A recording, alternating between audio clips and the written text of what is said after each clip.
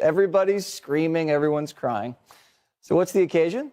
Well, Congresswoman Omar got voted off the Foreign Affairs Committee.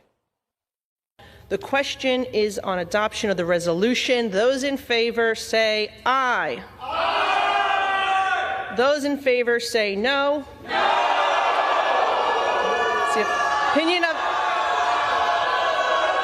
It's the opinion of the chair that the ayes have it and the resolution is agreed to. And without objection, the motion to reconsider is laid on the table. Does that remind you of anything? I'm not sure I've seen a better example of the sort of continued scorn the Democrats have for everyday Americans than what was exhibited last night on Mehdi Hasan's show. He was joined on the air by the execrable Congresswoman from Minnesota, Ilhan Omar. Here she is explaining that Americans are just stupid. These people are just idiots. I really, I'm at the point where it's become really hard to have an intellectual debate with any of these people because the level of stupidity that they are displaying every single day is frankly embarrassing, not just in Congress, but as Americans. And the fact that these people are allowed to say just the most ridiculous things tells you that the dumbing of the United States has arrived, because how else do we get Trump? A lot of people believed Democrats would always stand behind Ilhan Omar no matter what happened. But the moment Republicans turned around and used a strategy Democrats themselves had introduced, Washington completely lost its mind. Suddenly, Congress turned into total chaos. Angry speeches everywhere, emotional reactions, non-stop accusations flying across the room. It was like watching political panic unfold in real time. And here's what caught people's attention. Accountability only seemed outrageous once it affected the other side. Interesting how that works, right? But stay with me, because what happened in this hearing revealed a much larger issue than just Ilhan Omar. What unfolded exposed something much deeper happening inside Washington, and millions of Americans immediately noticed it. It was founded after 9/11 because they recognized that some people did something and that all of us were starting to lose access to our civil liberties. That was the clip posted. Some people did something, said a freshman congresswoman from Minnesota, to support and justify the creation of CARE. Today I am here to respond to you exactly who did what to whom. Madam, objectively speaking, we know who and what was done. There is no uncertainty about that. He yanked Omar off Foreign Affairs to pay back Pelosi for yanking his people off committees. He didn't want to do it, doesn't think it's right, but he had to do it. You can't let Democrats boot your boys off committees and turn the other cheek. What's good for the goose is good for the gander. You know, how many times are we going to go through this? Ilhan Omar has not just done this once or twice. She has repeatedly made anti-Semitic comments, anti-Israel comments, anti-American comments, to diminish what occurred on September 11th, to then go ahead and compare U.S. military, our nation, to terrorist organizations. I mean, this is completely outrageous, and my colleagues and I are vociferously calling for her to be removed from the House Foreign Affairs Committee. She is a liability to that committee. Think about, when I went to Israel in 2019 and I spoke with citizens there, they for the first time felt the United States was wavering in its support for Israel because of members like Ilhan Omar and Alexandria Ocasio-Cortez. This is enough already. She should be removed. She's a liability to the committee, and she's a liability to the United States of America. Having her in Congress, I think, is very detrimental for our nation. And it's very unfortunate because, she came to this country as a refugee, just like my mother did from Cuba. She should have a profound appreciation for the opportunity that this nation has given her, that she could rise to become a United States member of Congress. But unfortunately, she repeatedly badmouths our nation, and she does it publicly, and is not somebody who should be on the Foreign Affairs Committee representing our nation to other nations. What I am saying is common sense. You're a visitor. You're not even an American. You're a foreign national. You're here because we gave you a visa to be here temporarily, and now you're out there defending and supporting Hamas, a terrorist organization. You need to go. Yeah, I mean, I'm not shocked because we know that the president oftentimes resorts to very bigoted, xenophobic, Islamophobic, racist rhetoric when he is trying to scapegoat and deflect from the actual failures that he has himself. And Ilhan Omar, I hope this is part of it, but she married her brother, supposedly. I mean, there's a lot of documentation. That means she's here illegally and she's a congresswoman. And I hope you're going to be looking at that, or somebody is, all right? Because she's one of the ringleaders here. She's bad news, really bad news. She's so bad for our country. I think I know what the president meant, and he clarified later and said, look, if you're not happy in America, leave. Just leave. And I agree with that. You know, when you argue with a fool, you just prove there are two.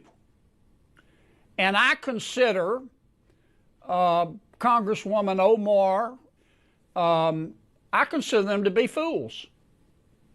They hate America. They think America was wicked in its origins, and it's even more wicked today. They ought to be thanking America instead of calling America evil and wicked and racist. She comes from a country where, I mean, it's considered about the worst country in the world, right? They have no military, they have no nothing, they have no parliament. They don't know what the hell the word parliament means. They have nothing. They have no police. They police themselves. They kill each other all the time. I love it. She comes to our country, and she's always complaining about the Constitution allows me to do this. We ought to get her the hell out. She married her brother in order to get in, right? She married her brother. Can you imagine if Donald Trump married his sister? Beautiful. She's a beautiful person. If I married my sister to get my citizenship, do you think I'd last for about 2 hours, or would it be something less than that? She married her brother to get in. Therefore, she's here illegally. She should get the hell out. Throw her the hell out. She does. Consistency, there is nothing consistent with the Republican Party's continued attack except for the racism and incitement of violence against women of color in this body. I had a member of the Republican caucus threaten my life, and you all and the Republican caucus rewarded him with one of the most prestigious committee assignments in this Congress. This is about targeting women of color in the United States of America. Don't tell me, because I didn't get a single apology when my life was threatened. Thank you. Her resolution does not contain a single quote from me because she couldn't find any. Unlike her, I have routinely condemned political violence, no matter the political ideologies. I am sick and tired of the threats that we're all receiving right now. They are horrific. They are vile. They are dangerous, and you can't keep calling us fascists and terrorists and expect us to just sit here and take it. We're not. The GOP is now doing what it is best at: weaponizing hate against a black, beautiful Muslim woman. They turn Congress into a place of fear-mongering hate. It is so painful to watch who you all are, really. The gentlewoman's time has expired. Omar will not be silenced. The gentlewoman's time has expired. Omar, the gentlewoman's time has expired. That our country is failing you today through this chamber. You belong. The gentlewoman is no longer. Well, I am Muslim. I am an immigrant, and interestingly, from Africa. Omar is not just a congresswoman. She tells us she is a global citizen, and people around the world celebrate her accomplishments. We don't know what those accomplishments are, but if you listen closely, the world is clapping. I'm in a town where we have a lot of people who are refugees who have come, some from Somalia, some from Bosnia. I've never heard one of them say that America's a terrible place. And then I hear Representative Omar say, oh, America's a terrible place. I thought there'd be justice, and there's no justice here. And it's like, well, she came here and we fed her, we clothed her, she got welfare, she got school, she got health care. And then, lo and behold, she has the honor of... The reaction in Washington after Ilhan Omar was removed from the Foreign Affairs Committee felt like political shockwaves hit the entire city. Seriously. Watching the response, you'd think Congress itself had fallen apart overnight. Democrats delivered passionate speeches. Emotions were running high. Lawmakers sounded furious, and the atmosphere became incredibly intense. But as all of that unfolded, one question kept coming to mind. Hold on. Haven't we seen this before? Because that's what made this story so interesting to people watching across the country. Republicans weren't introducing some brand new standard out of nowhere. Democrats had already established this path years earlier when committee removals became part of the political playbook. Now Republicans are essentially saying, if that's how things work now, then those same standards should apply across the board. And that's exactly where things became uncomfortable. Because whether someone supports Ilhan Omar or strongly disagrees with her isn't even the central issue. The larger issue here is consistency. People can spot double standards instantly. If one party creates a rule and then suddenly calls it dangerous the second it gets used against them, voters notice that. And they remember it. Inside Congress, emotions exploded. Accusations started flying in every direction. Claims of racism, Islamophobia, and political targeting filled the room. Every possible criticism seemed to be thrown into the debate. But Republicans kept repeating one response. You created this system first. That's why this story grew beyond Omar herself. Suddenly, the argument wasn't only about one committee seat anymore. It became a bigger question. Do political standards in Washington actually mean anything? Because outside Washington, people are tired. Really tired. Americans are trying to handle rising costs, pay bills, keep food on the table, and manage everyday life while prices continue climbing. People are focused on surviving real-world problems. Meanwhile, Congress often looks like a non-stop political showdown.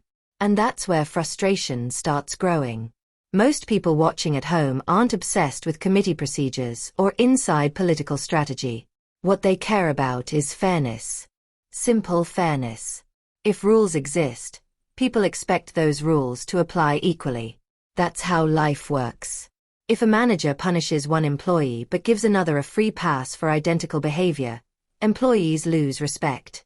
If parents treat one child differently every time, resentment builds quickly. Politics isn't much different. When accountability changes depending on who controls power, trust eventually disappears. And that's where many people think America is headed. From a conservative viewpoint, Republicans would argue they had justification because Democrats changed the rules first. Once committee removals became political tools rather than rare actions, the entire climate shifted. But there's another side people should acknowledge too. Political revenge can become dangerous fast. One side escalates. The other responds harder. Then both sides keep raising the stakes until nobody remembers where it started. And eventually public trust suffers. Watching this unfold, many Americans probably weren't feeling triumph or justice. They felt exhausted. You could almost imagine people sitting at home asking, does anyone in Washington actually care about solving problems anymore? Or has politics become one endless cycle of payback? Because that's the deeper story here. The shouting wasn't truly about Ilhan Omar. The outrage wasn't only about committee assignments. This was about power, influence, political standards, and a growing belief among many Americans that rules only matter when they benefit one side. And when people stop believing the system is fair, that's when confidence in institutions begins to crack. That may be the biggest concern of all. Anyway, that's my perspective. If you enjoyed this discussion, subscribe because there are plenty more political stories happening behind the scenes that deserve attention. And now I want to hear your opinion. Was this accountability, political retaliation, or another example of hypocrisy in Washington? Drop your thoughts in the comments below.